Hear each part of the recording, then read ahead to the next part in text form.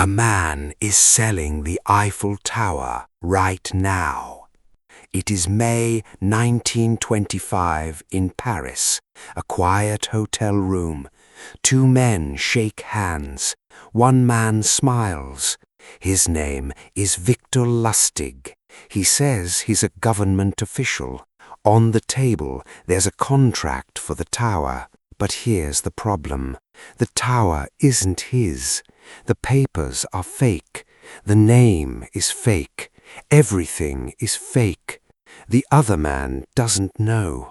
He's paying real money for a tower that isn't for sale. How can one man sell the Eiffel Tower, and why did he come back to sell it again?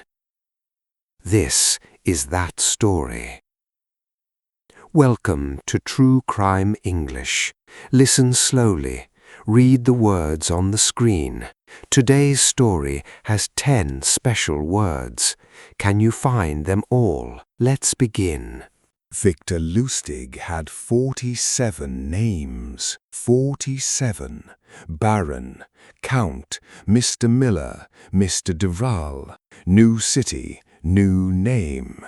But who was he really? Victor Lustig was born in 1890 in a small town in Bohemia. Today, that town is in the Czech Republic. Young Victor was very smart. He learned 5 languages: English, French, German, Italian, Russian. He could talk to almost anyone, anywhere in the world. But Victor had a problem. He didn't want a normal job. For him, work was boring. Lying was fun. And Victor was very, very good at lying. As a young man, he worked on big ships.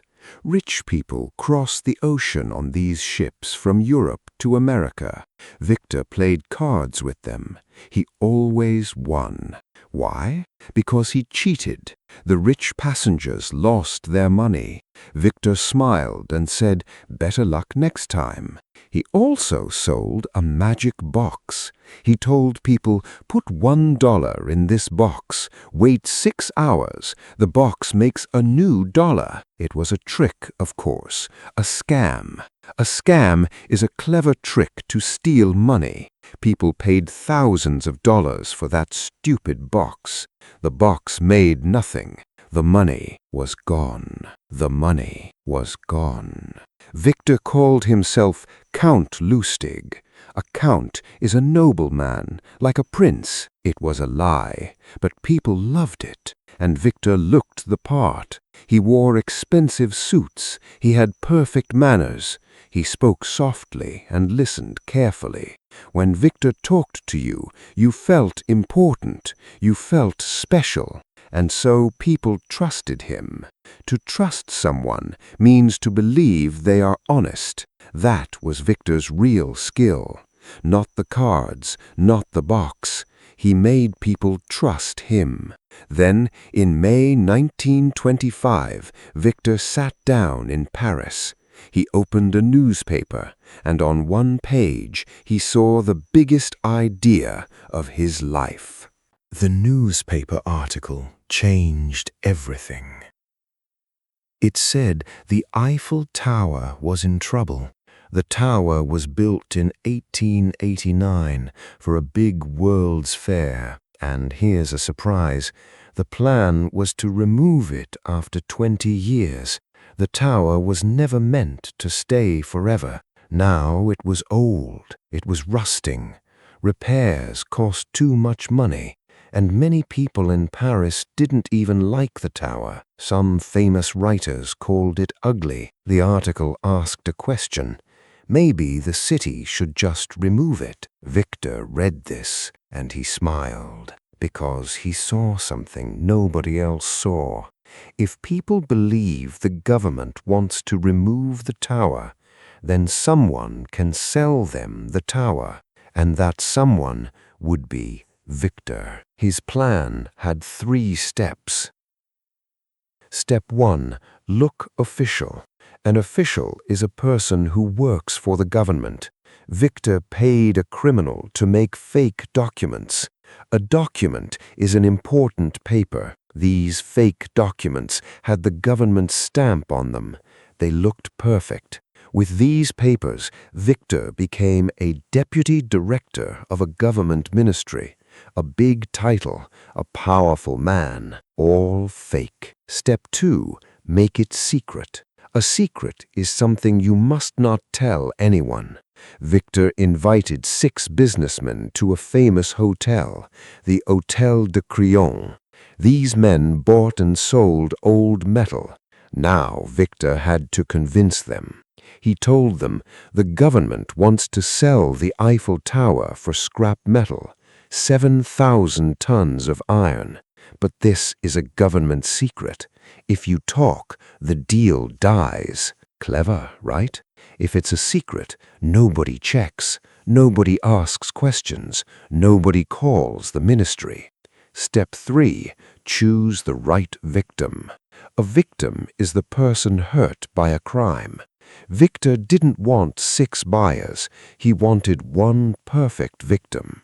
So he watched the 6 men carefully. Who was hungry? Who was weak? And then he saw him. A man named André Poisson. André Poisson wanted one thing: respect. Poisson was a businessman from a small town. He was rich, but the big businessmen of Paris didn't accept him. They laughed at him behind his back. Poisson dreamed of one big deal. One deal to show everyone. And now a government official was offering him the Eiffel Tower. But Poisson wasn't stupid. He had questions. Why is this meeting in a hotel? Why not in a government office? His wife had doubts too. Poisson started to feel unsure. So Victor did something brilliant, something crazy. He asked for a bribe. A bribe is secret money you pay to an official. Victor quietly said, "My friend, government pay is very low. Help me a little, and the tower is yours." And this convinced Poisson completely. To convince means to make someone believe. Why did it work? Think about it. Everyone knew that some officials took bribes. So in Poisson's mind, only a real official asks for a bribe. The lie now looked more real than the truth. Poisson paid. The contract, the bribe, everything. About $70,000. That's like millions today. The 2 men shook hands. Remember the handshake from the start of this story? This was that moment. 1 hour later, Victor Lustig sat on a train to Austria. The money sat in his bag. He was gone. But wait, the story isn't finished, because one small question was waiting for Victor, a question that changed everything. Keep listening. In Vienna, Victor did one strange thing every morning. He read the newspapers from Paris. He was looking for one story, the story of his scam. He expected big letters on the front page. Man sells the Eiffel Tower. Police, photos, a search across all Europe. But day after day, nothing. No story, no police, no search. Silence. Why? Think about it. Imagine you are Poisson. You told everyone that you're a smart businessman, and now you must say, "I bought the Eiffel Tower from a stranger in a hotel room." Everyone will laugh at you forever. Your business will die. Poisson was too embarrassed to go to the police. Embarrassed means you feel stupid and ashamed in front of other people. His shame was bigger than his anger. So the victim stayed silent and the criminal stayed free. Lustig understood this from the beginning. It was part of his plan. He chose a victim whose embarrassment would protect him. That is cold. That is genius. And that is terrible. Now Victor was safe. He had the money. A smart man stops here. But Victor Lustig had a weakness. He didn't play only for money. He played for the game itself. For him, winning felt better than gold. What do you think Victor did next? Think for 3 seconds. Victor ran. The police knew his face now. Paris was too dangerous. Europe was too small. So Victor took a ship to America. In America, he kept playing his games. He even scammed Al Capone. Yes, that Al Capone, the most dangerous gangster in the world. Capone gave Victor $50,000. He promised a big business deal. 2 months later, Victor came back. He returned every dollar. He said, "I'm sorry, the deal failed." Capone was shocked. An honest man in this world? So Capone gave him $5,000 as a gift. That gift was the scam. There was never a deal. Victor only wanted the small, safe money and Capone's trust. But Victor was getting greedy. In the 1930s, he started his biggest crime. He printed fake money. Millions and millions of fake dollars. The fake bills looked perfect. Banks accepted them. The government was scared. The Secret Service hunted him for years. The Secret Service is a special American police force. They protect the country's money. Their agents followed clues across the whole country, but they couldn't catch him. He changed his name. He changed his face. He was like smoke. One agent later said Victor was the smoothest criminal that ever lived. Then, in 1935, love destroyed him. Victor had a girlfriend. Victor also had other girlfriends. His girlfriend found out. She was angry, very angry. And soon after, the police received a secret message from an unknown person. Agents followed Victor in New York. They stopped him on the street. In his pocket, they found a small key. The key opened a locker in a train station. Inside the locker, $51,000 of fake money and the metal plates for printing them. It was over. Almost. One day before his trial, Victor disappeared from jail. Word card, disappear. To disappear means to go away so nobody can find you. How? He tied bed sheets together like a rope. He climbed out a window, 3rd floor, in daylight. People on the street watched him.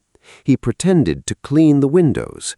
Then he touched the ground, smiled, and walked away. For 27 days he was free. Then the police found him in Pittsburgh. Victor looked at them and said, "Well, boys, here I am." The court gave him 20 years. His new home had a famous name, Alcatraz, the island prison, the hardest prison in America. No tricks, no charm, no escape. Alcatraz broke the count. The man who ate in the best restaurants now ate prison food. The man with 47 names was now just a number. Nobody kissed his hand. Nobody called him Count. His health got worse and worse. In March 1947, Victor Lustig died of pneumonia, a serious lung sickness. He was 57 years old. And here is the strangest part. Nobody noticed. No big news, no famous funeral. The world learned about his death 2 years later. The man who fooled Paris disappeared one final time, quietly. And Poisson? History remembers him as the man who bought the Eiffel Tower. The thing he feared most, embarrassment, followed his name forever. So, think about Victor Lustig. He never used a gun. He never picked a lock. He never broke a window. He used only words, fake documents, and a smile. But he destroyed people's money, their trust, and their pride. Was that better than a gun? or was it worse? So, here is my question for you. Was Lustig clever, or was he evil? Clever or evil? One word. Write your answer in the comments in English. I read every comment. Before you go, let's check the 10 special words. Did you find them all? Scam. A clever trick to steal money. Victor's whole life was one big scam. Fake. Not real. His documents were fake. His name was fake. Document. An important paper. His fake documents had a government stamp. Official. A person who works for the government. Victor dressed and talked like an official. Convince. To make someone believe. The bribe convinced Poisson. Trust. To believe someone is honest. Everyone trusted the Count. Secret. Something you must not tell. This deal is a government secret. Victim. The person hurt by a crime. Poisson was the perfect victim. Embarrassed. Feeling stupid and ashamed. Poisson was too embarrassed to call the police. Disappear. To go away so nobody can find you.